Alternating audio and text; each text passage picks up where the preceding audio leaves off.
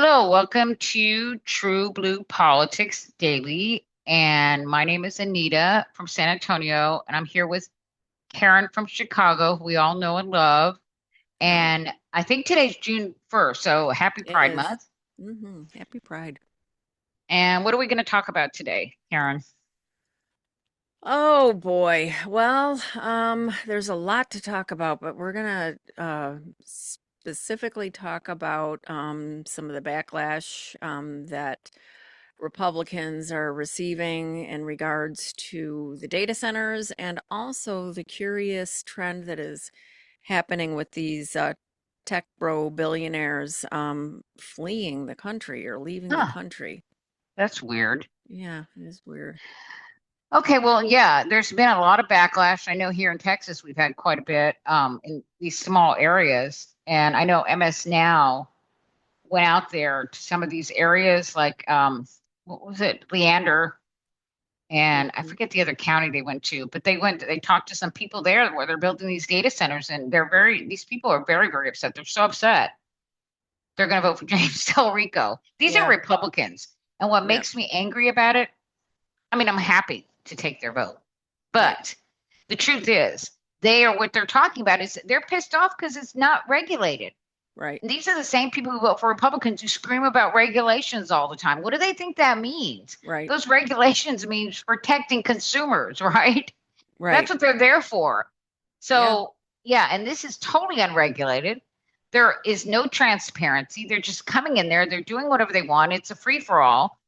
And people are getting pissed and freaked out. And I don't blame them because it's using up all their water.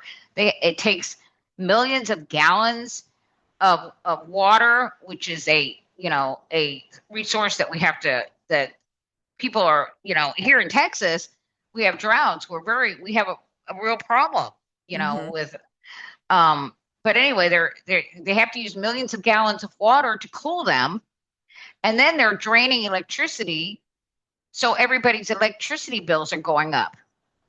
And they're taking up all this land.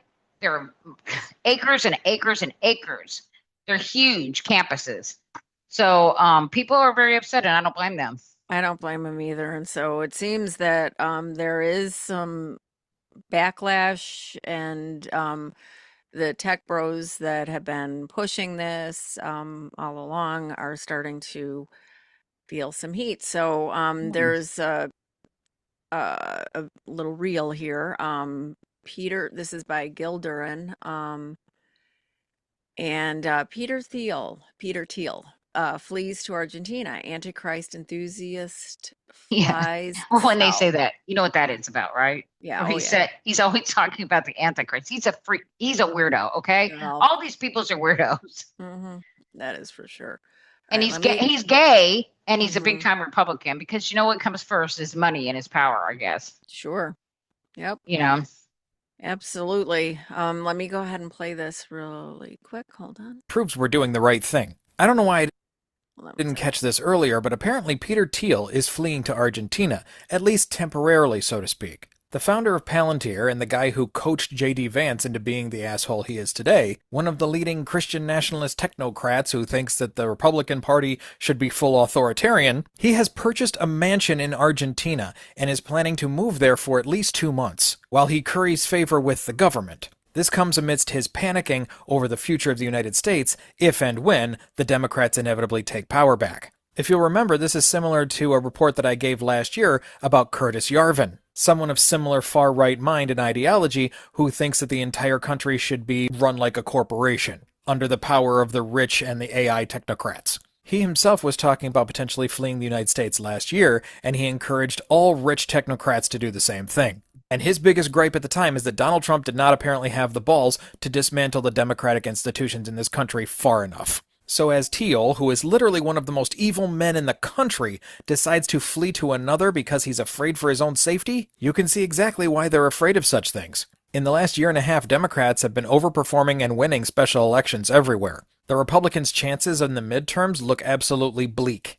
And what is Donald Trump doing in order to return his favor to the American people? He's putting up gold statues of himself, he's stealing billions of dollars of the American taxpayers' money, trying to create a huge lavish ballroom on the taxpayers' dollar. trying to put his face on a newly minted $250 banknote, and spending millions of your taxpayer dollars to cover horse statues in gold in DC ahead of the 250th anniversary to make the entire city look like his fucking gaudy Trump Tower. But in my opinion, this is the most important aspect that we need to pay attention to. Peter Thiel is an openly gay man. The Republican Party hates every single thing that he stands for. And while he rubs elbows with the people in the Republican Party, he thinks he's insulated from this because he's a millionaire. Which means if he's doing this now, imagine what he's hearing behind closed doors. He's choosing to flee now when he didn't before because even he thinks he's not safe from this shit anymore. Their fascist utopia is falling apart while Trump just continues to stroke his ego. Because Donald Trump is incredibly out of touch with the American populace, and that's why people like Peter Thiel are getting off of the sinking ship. So yeah, so that is Johnny Bananas, and I don't know if it's that he is fearing for his own safety because as a gay man. I think it's more the fact that he knows that there's gonna be shit coming Well, down the pike, well, like yeah, with no, I know, but if that accountability. shit comes Yeah. down, if that shit comes down the pike, let me Mhm. tell you, so the first people they're going to throw under the bus are people like gay people, Republicans Mhm. who thought they were safe, right? But the primary reason is because he knows that if the Democrats take over, when the Democrats take over, they're going to be holding investigations and hearings, and his ass is going to be one of the people that they're investigating. Well, he certainly doesn't have much. He doesn't think JD Vance has a chance. Doesn't sound like it. He's leaving the country. Right. He's JD Vance's biggest backer. He's the one who got him into the Senate, fought his Yeah. way into the Senate. So I mean, yeah, it's very it kind of tells you how these people are even feeling that pressure. Yeah. Yeah. Well, there's another video here, but it's pretty long. It's like a whole this is from Silicon Money on YouTube. Why tech CEOs are quietly canceling their AI plans. So I'm just going to read kind of the synopsis, and if Okay. people want to go take a look at the larger, I can play maybe a part of it, but it is pretty long. So tech CEOs spent the last 2 years promising AI would replace workers, cut costs, and transform everything. Now they're quietly canceling data centers, rehiring humans, and admitting the math doesn't work. From Microsoft pulling back on billions in infrastructure to Starbucks killing its AI inventory system after it couldn't count milk. Uber burning through a year of AI budget in 4 months, and one company accidentally spending 500 million on AI tools. Accidentally. Yeah, in Wow. a single month, the AI hype is hitting reality. Even Sam Altman now says he was wrong about AI replacing jobs. Yeah, they're saying that. What does he mean by that? He's wrong. Maybe was he wrong because he said he wanted that to happen? Or I'm not sure what they mean by that. Yeah, here, let me see. I mean, I could see if I can queue up is this the guy? Because I've heard that they're changing their tune, but are they doing that to kind of quell fear? Yeah, it could be. It could be. That's what I'm wondering. Because I don't see them stopping. I mean, they have plans to build 150 more here in Texas. Mm-hmm. So I think this is just a Microsoft starts canceling Claude code licenses. I don't know. I don't trust these dudes. I don't trust them at all. I think what's happening is maybe they overinvested. Mm-hmm. Yeah, well, they do talk about the tech bubble, Yeah, or the AI bubble rather, being similar right. to what happened with the tech bubble. So there's this other guy, and this is, I'll just play a little bit of this because it's also a long video, but it's Okay. again, informative. So we can post the links on social media. So here we go. About what's going on, as apparently Peter Thiel is running away to Argentina. And you have to remember, Thiel is connected to JD Vance, so basically he's the money behind JD Vance. He's colleagues, friends, partners, whatever, with Elon Musk, and also a big backer of the Republican Party and Donald Trump. And suddenly this guy wakes up and has this urge to run away to Argentina. That's your headline. It says Peter Thiel is decamping to the end of the world. Okay. The billionaire's new roots in Argentina are partly motivated by concerns about the future of the United States. Okay, so does he see it collapsing, I guess? Shared beliefs with Argentina's right-wing leader. It says that I guess he hangs out at the chess clubs. He's a right-wing billionaire donor. You can see right there to Trump. And then I'll show you the Antichrist part. And it's actually been widely documented because he has like these private parties talking about the Antichrist. It is weird stuff. Okay, so it says he purchased a mansion, one of Buenos Aires' most exclusive neighborhoods. So he's got a place on there. I think his kids go to school there now too. And hosted a dinner with local economists where he discussed the Antichrist, one of his favorite conversations of topic, according to Argentine officials. I'm telling you, these are good. That was Chris Norton, by the way. He's fantastic. Karen? Can you hear me? Yeah, I can hear you. Sorry, I was muted. That was Chris Norton, by the Yeah. way, and Yeah, he's he's really great. good. Mhm. Yeah. So Yeah. you can, what he's saying, I mean, you can take it to the bank. He doesn't, make Okay, stuff up. so Oop, the oop, question is, hold on one second. Sorry. Let me see here. Let's play a little bit more here. Peter Thiel is running away to Argentina. And I'm wondering how many of these sort of tech billionaires are connected to Donald Trump are going to run with him. That's the question I have. And listen to more about how they talk about the current environment regarding AI and such. These two companies need to get out as quickly as possible. And the reason is every single company that comes after it, all those companies that you just named, Jason, are not nearly as important and do not need the money nearly as badly as these guys do. And where will it come from? The specific answer to your question when you look at this chart is the tech sector PE is going to shrink fast. So guys, they got to get out as quick as possible, right? Get that money while it's still there. Where's the money going to come from? I mean, who knows? It's like, do these people hear themselves talk? Okay, let's listen to more. Again, this is from the billionaire class, trying to tell you that AI is going to be the future. Everything's awesome. And again, one of the head ones of these dudes is running away to Argentina. Take a look at this. There's no human being on the planet that is better at turning electrons into tokens than Elon Musk. All right, let me say that again, because we focus a lot on the launch business. We focus a lot on the communications business, right, which is Starlink, which we all benefit from.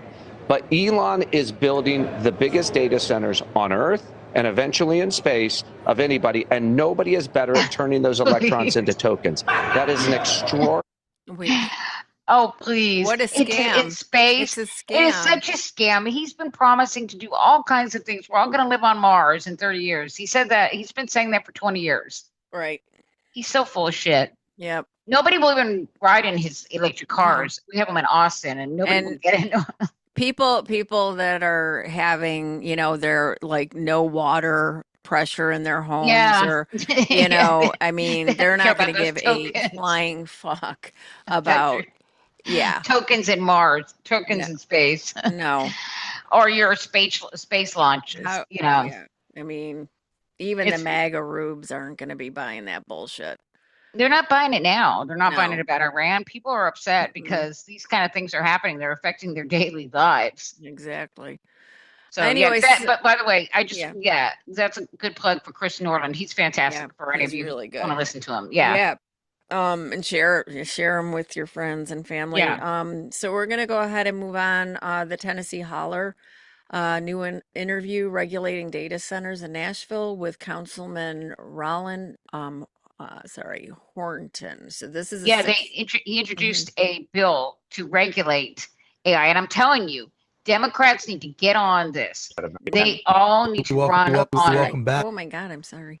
on regulating AI, or they need to run against AI. Right. Yes. That's what they need to do. Yeah. And I'm telling you, this is because it's a bipartisan issue. Yes, it is. Yep. So Okay, so I'm gonna go ahead and play this. Welcome back to the Holler. TNHoller.com is where you can find us at the TN Holler. Special shout out to Elisa Parker. If you're buying or selling a home in Middle Tennessee, do it through her. Need a lawyer, Abby Rubenfeld. Chip in a few bucks a month and get one of these sweet hats. Councilman Rollin Horton filed a bill to regulate data centers. Data centers are an issue that we're seeing pop up all over the country. Memphis is dealing with it, and now Nashville is starting to deal with it. We heard about one at Fisk University near the Mizzou, Roland has filed legislation potentially to regulate these things. Roland, how are you today? I'm good, Justin. Thanks for having me on today. What was the impetus for you filing this law? Well, we've seen a lot of the negative effects that data centers have caused to the environment and to communities across Tennessee and across the country. In Memphis, Elon Musk's massive data center, the harms that these are doing to communities across the country, whether that's pollution, the air, wastewater being pumped into communities, noise complaints, strains on electricity, strains on water infrastructure. I looked into what rules and regulations we had in place in Nashville to govern these,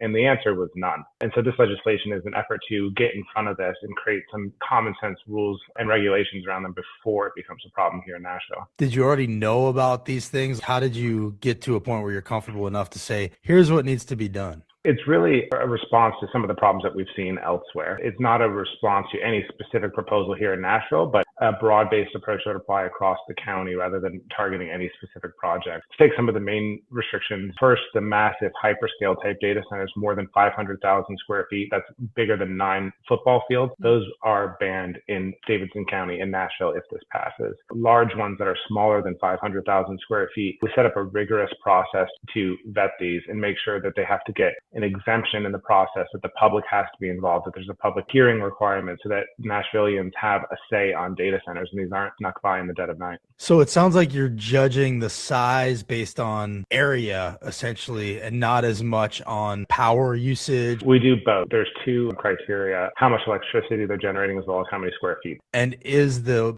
resources usage and power usage, is that factored into the law? Is that part of how you're putting some pressure on? That's right. So there's a number of conditions that we apply both on where they can be located and how they can be operated. They're defined to be an industrial use, which means they can only go in an industrial zoning district. They're banned in residential areas and agricultural areas and wilderness areas. They're required to use what's called a closed loop water system, which means they're not continually drawing more and more water out of the system and they're not pumping contaminated water back into it. A lot of problems we've seen elsewhere in Tennessee and across the country is them using gas turbines to power these AI data centers, which cause an enormous amount of pollution. They're also very hot, warm up the surrounding community, cause a lot of pollution and a lot of noise. Those are banned under this legislation. They would have to use renewable energy to power them. Are those banned for all of them or just for the big ones? For all of them. We've really seen it as an issue for the big ones, but it would apply to all of them. And we saw with Elon, I mean, he came in talking a big game about how they were going to create their own water recycling. And then after they pushed it through, it was a big part of the pitch, now backed off of that and said, oh, we're not going to do that anymore. Just make sure that whether it's something from Elon Musk or anybody else, but we won't be relying on a pinky promise from the developer to build and comply with all these things, but will be written into the law. Do you have a take on the data centers in general? It's an issue that has suddenly become the biggest issue in the country. Nobody could have told you what a data center was 6 months ago. Do you have a sense of, is this kind of knee-jerk reaction from people just to progress, or are they right to be concerned? I think they're right to be concerned. And I think it makes sense that people want protections and guardrails in place on how these are going to be treated in a city like Nashville. A huge industrial 1 million square foot data center is not the right use of land in a city like ours. Where there are smaller, Nashvillians deserve a say on data centers if they want them in the community. We need to have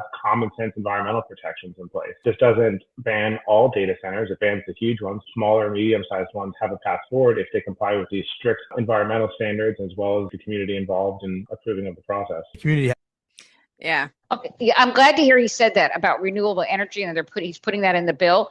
Mhm. Look, right now, at the same time that the Republicans, Donald Trump and the Republicans are allowing all these data centers to just have a free for all and just run amok, he's cutting back on renewable energy. Yes. So they're using up all this electricity, and where is that going to come from? Yeah, it's going to come from our grids. Our grids. Yeah. Texas is not set up for that, I know. No, it's not. And I mean, he's cutting back on all these. Remember, first of all, he hates windmills, and they're cutting back on subsidies for solar panels, and they should put force. He said that they have to use renewable energy in a closed circuit for water, so they continue to use the same water and not use up all of our water. I mean, these things need to be regulated. Why are they not being regulated? Yeah. Because of Republicans. Because Republicans hate regulations. And That's right. Republican voters vote for Republicans who don't like regulation. because they think that environmental corporations, protections. they Right? don't believe in environmental protections. They just want corporations to just do whatever they want. That's right. And so the CEO of BlackRock, Larry Fink, admitted that trillions of dollars being used to build data centers and power grids will come from ordinary people's savings accounts and pension funds, and says it is mandatory. He says America needs trillions in AI infrastructure spending and that people will be forced to invest in it. Resistance is futile. Much of this will come from savings accounts and pension accounts. So I'm going to go ahead and play this short clip. If we could get more and more Americans to think about growing with the United States, we will have far than enough money to invest in this infrastructure. But as the governor was talking about, the need for electrons is growing every day. Some of these, you know. We will have enough money. Go ahead. Finish. Are you finished playing it? Technology, which we are. If we are going to be the leader in AI, which we presently are, it's just going to require trillions of dollars of investments. And if we don't invest in it, China will be the global leader in this. And so, to me, it's not whether. This is a must. And if you think about how that translates, it translates into a more dynamic economy. We need the United States economy to grow at over 2%. We need the U.S. economy to grow. I can't. Okay, what he's talking about, and the Wharton School, I just read this thing where the Wharton School did this breakdown of what AI will actually do. It'll collapse our economy. Because if you only we do all this investment in AI and it starts replacing all of our jobs, where does the demand come from? We'll have the supply, but no demand. Nobody will have any money. Yeah. It doesn't even make sense what he's talking about. They're just going to steal all of our money. They're going to take away our pensions and take away our Medicare and our Social Security, and we're going to spend all that on AI for what? Yeah. So that these guys can make, bank and, our without the regulations. But who's going to purchase, who's going to use their AI if nobody has any money? Right. It doesn't even make sense. I think that, given the fact that they're running away, they're starting to understand that, they have to cut and run. Yeah, they're going to destroy our economy and then they're going to go someplace else. Right. And so that their heads aren't on pikes, Yeah. Okay. So somebody who knows a little something about this stuff is Elizabeth Warren. I'm going to play her clip here. Yeah. Oh, hold on. Let me get this sound up. Water pressure in the kitchen. This is where I fill up water for storage. Those are the things we have to fill up to flush the toilets. So you can see the sediment from the data center. Wow, and that's just from the water coming out of your faucet. Yeah.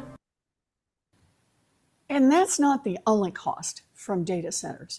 Over the last 5 years, electricity costs are up as much as 267% for families who live near large data centers. Americans shouldn't be subsidizing the cost of these data centers. Enough is enough. Yep. And there has been a backlash, okay? And I was talking about how MS Now went out and interviewed some people about it. Well, yeah, So I have a couple of interviews, and of course, residents all over the country are out protesting, and that's right. So I'm going to play this clip. This is going to be June 16th. Let me pull this back. Hold on.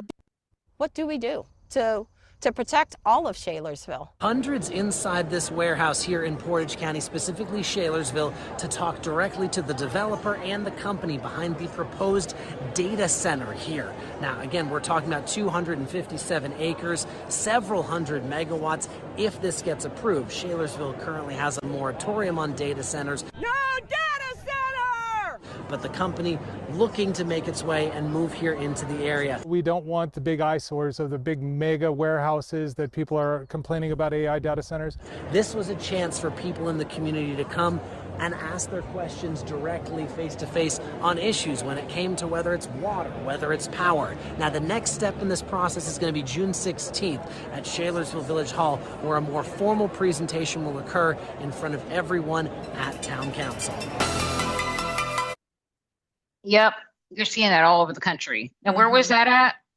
What That county? was, so this is in Portage County, in Ohio. It's a data center campus just north of Ohio Turnpike is being proposed. Yeah, and people are not getting any answers. There's no transparency. They're just going in there. They said they had a moratorium on them, right? And they're still going to go in there? Yeah.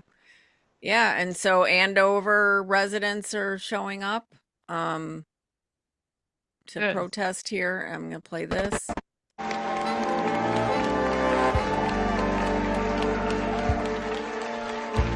So breaking, Andover cancels data center project and passes total ban on data centers. So this is the reaction. All right. I'm sorry, but if you don't come out against these, you're not going to get elected now. No. Nope. And you're going to see Republicans lie about it. Be prepared. Course. Oh, yeah. Of course. They're just going to lie their asses off, just like they did about, they were going to lower prices and do all these other things, and we're going to be, no new wars, blah, blah, blah. So look how that's worked out. Exactly. And they're going to do the same thing, so be prepared. Oh, yeah, they're showing themselves. So the data centers, this is a woman in Texas, Cheryl Shadden, and she is a Republican voter. So I'm going to, she says it all, really. Here, let me just go ahead and, oh, wait, where's the video? Uh-oh. Hold on. Okay, so there was a video. Here, I'm going to try and pull up that video. But in the meantime, let's go to this guy because he's all queued up. Made it easier for tech companies to build these places. It's also harder than ever to lodge a complaint against them. And Mr. Trump being there, then he had Mr. Musk come along with his dramatic chainsaw, and I'm going to doge out everything. Well, now the places that you'd like to report these things to, EPA and FEMA, they're a skeleton of what they used to be. And made it easier for tech companies to build these places. It's also harder than ever to lodge a complaint against them. And Mr. Trump being. Yeah. So anyway. Yeah, sorry. no, that's what I was talking about. Right. You can't even lodge a complaint. They don't care what you have to say, what we have to say. They're just doing what they want. This is I'm telling you, it's a free for all. These people are just taking what they want. It's smash and grab. Okay. And they're destroying our country.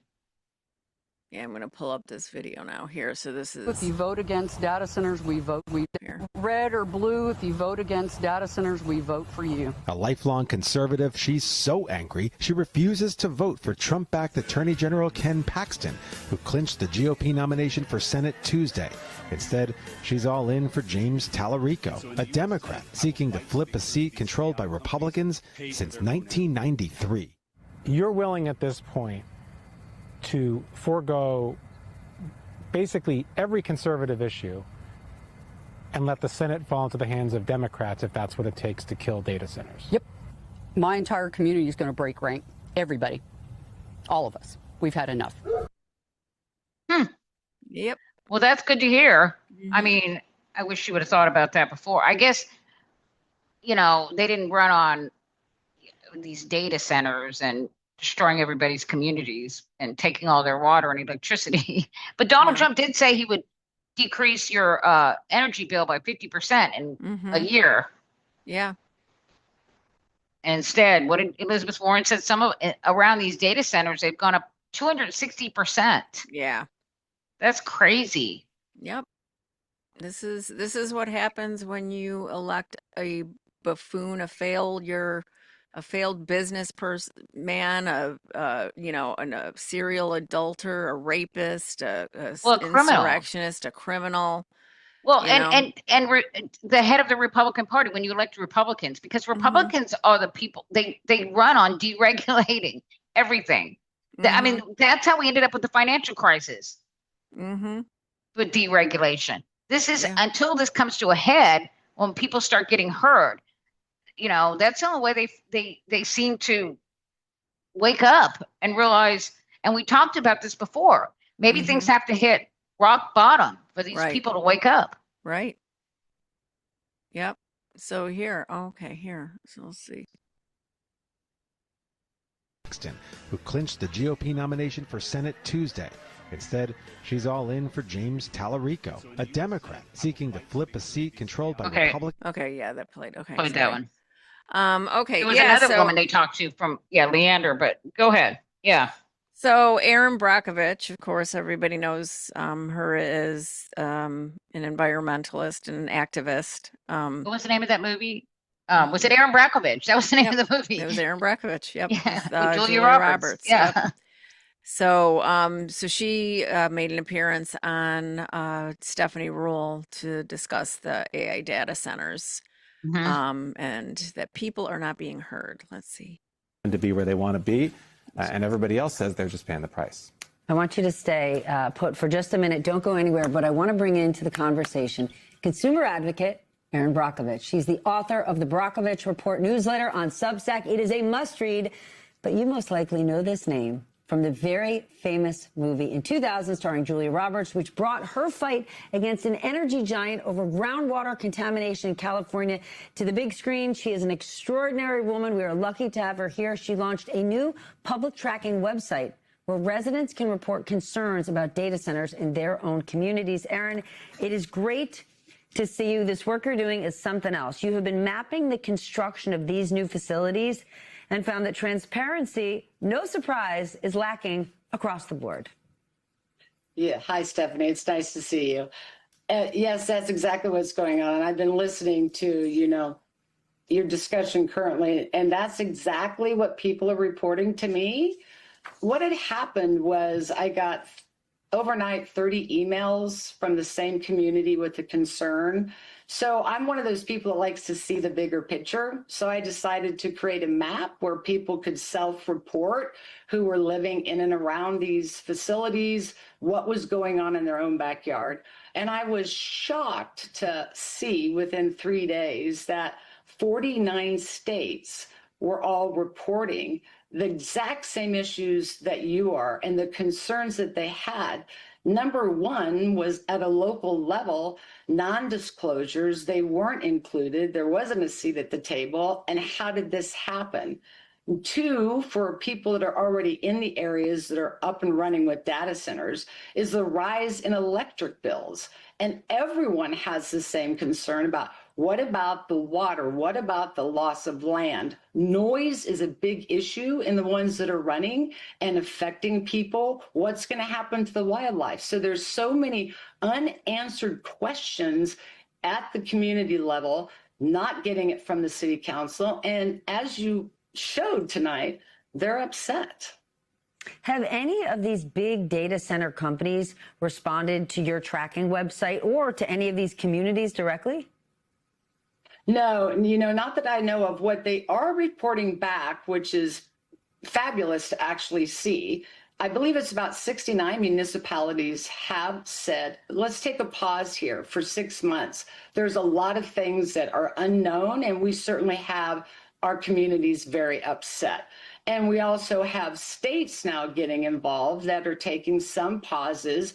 Let's stop here for a second and get the information we need. What type of environmental studies need to be done? What are we going to do about these raising electric rates? And listen, these people aren't being heard. They aren't being seen in their own backyard, and they deserve to know what's happening. And I think shutting them out of that conversation is one of the biggest problems of all.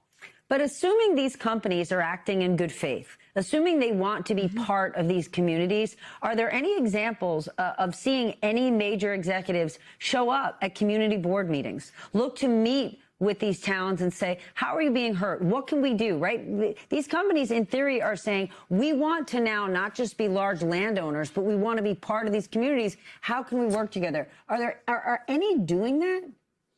No, And I'm about 6,000 submissions, and about 2,000 more have just come in, and none of them have indicated at all. This is what's happening to them in their backyard. So I like to hear from them. They have not reported that there's been any contact that, hey, let's talk about this. Other than I have heard that farmers and people are being approached to buy the land, but no conversation beyond that.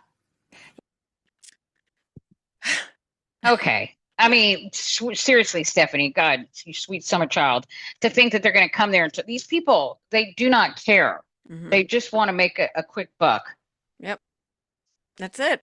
It's all about the grift. It's a smash and grab. I mean, Doge came in and did their little smash and grab. I mean, Donald Trump is all about doing smash and grabs. He's been doing it his entire life. And it really is infuriating to me that, I mean, I'm not, look, I'm not shocked. I'm not surprised. None of this surprises me. But, I mean, we do have to keep the outrage up. But yeah, when Stephanie Ruhle, I mean, just can we not ask? Are they, let's assume that they're acting in good faith. That they want to be part of the community. Why would anybody think that anybody, like any of these people, are operating in good faith? Donald Trump is operating in good faith.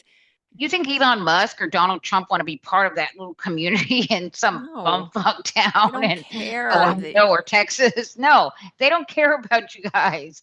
No. They think they don't even think about you. They're just thinking about making more money. That's it. I mean, and so we have to keep talking about it, and we have to keep being outraged by it and upset by it and talking to people about it, bringing people's awareness to it. Because, here's the other thing too, I mean, all of the reasons that were cited, but also AI, without having any kind of regulations, I mean, and, you already see like some of these CEOs are starting to find out and, they're rehiring people back. But the cost is that people's lives, those people who were fired and are now being hired back. I mean, it's like that's a disruption in people's lives. People, it's so upsetting that this is being allowed to happen, and the media. Well, they're incompetent too. Yeah. That's the problem. Like with Doge, when they hired, they got rid of all those people. They fired all those people, and then a lot of them had to be hired back. They fired the people that were in charge of Ebola. Okay, tracking Ebola, and now we've got this outbreak in Uganda. Yeah, and they're freaking out because. I mean, nowadays you got a problem with Ebola in Uganda. You got a problem all over the place. Absolutely. I mean, it's a matter of time before, it comes here, and we know what happened with COVID, and we have the worst people in charge. I mean, it's insane. Really the worst. I'm telling you, that's the problem. They're not only, evil, they're incompetent. In some ways that's good because they're not getting what they wanted as easily because they're fuck ups, but in other ways, like trying to, like at the NIH, when they're in charge of, pandemics and shit like that, that's a problem. Okay. That is a big problem. At the Pentagon too, things like that, we can't have incompetent people. No, it's wow. Anyway, but yeah, Jesus take the wheel. And so in the meantime, we have we're gonna play out today with a Lego video that basically talks all about what Americans are experiencing at the hands of the Republican Party and Donald Trump. Yep. And everybody like and subscribe to our YouTube channel. Smash the button. And head over to our Patreon and please consider signing up. I know money is tight for everybody, and the entire podcast media sphere, people are, feeling the effects of the money crunch. Yeah, a lot of people. But information is too. But we have information is very important. We have to information is power. So if you can, we appreciate it. Even $1, But if if not, just please share our content And yeah, we'll Pass see it you on. Pass it on. We'll see you tomorrow. Bye. Yo, Donnie. 4 days, remember that? 4 days to victory. 4 months later, you're still explaining. From Tehran, we got a question. How you lose the crowd at your own birthday party? You said America first, you said everything's great. Now the singers see the flyer and they suddenly can't make the date. One by one they disappeared, backstage doors swinging wide, looking at the guest list and politely stepping aside. Young MC said, hold up. Martina said, not me. Commodores hit the exit sign, now you're talking to empty seats. You called them third-rate artists, said you're the biggest attraction. But if you're such a giant, why are they running from the action? Even your own artists are ditching you. The crowd keeps getting thinner too. You promised fireworks, you promised victory views. Now you're planning the headline because nobody else will. Back in Tehran, we watching eating popcorn by the bowl. You said I ran with full quickly, now it's month number 4. Every week a new prediction, every week another spin. Every week Marco says the deal is close again. Tomorrow, next week, soon, almost. The calendar keeps laughing at promises and posts. Meanwhile, ships still waiting, markets feeling the strain. The world keeps paying interest on a war nobody can explain. Even your own artists are ditching you. The headlines keep slipping through. The deal is always coming. The ending never arrives. You keep selling victory speeches. Reality tells a different lie. But what about that? Reflecting pool, $13.1 million for paint. Not a bridge, not a school, not a hospital wing. Paint that better be magical. Paint that better sing, that better dance, that better cook breakfast too. Because for $13 million, people expected something new. You gonna swim in it, Donnie? Is that why it's shining blue? Because Americans keep wondering what exactly that money bought you. Everybody's asking questions, nobody's hearing replies. One controversy follows another, one distraction follows the next. And every time the pressure rises, something else fills the screen. Another rally, another speech, another promise, another dream. The artist walked away, the war keeps dragging. The prices keep climbing, the explanations keep changing. And somewhere in America, regular people stare at receipts, wondering why the loudest victories always sound like retreats.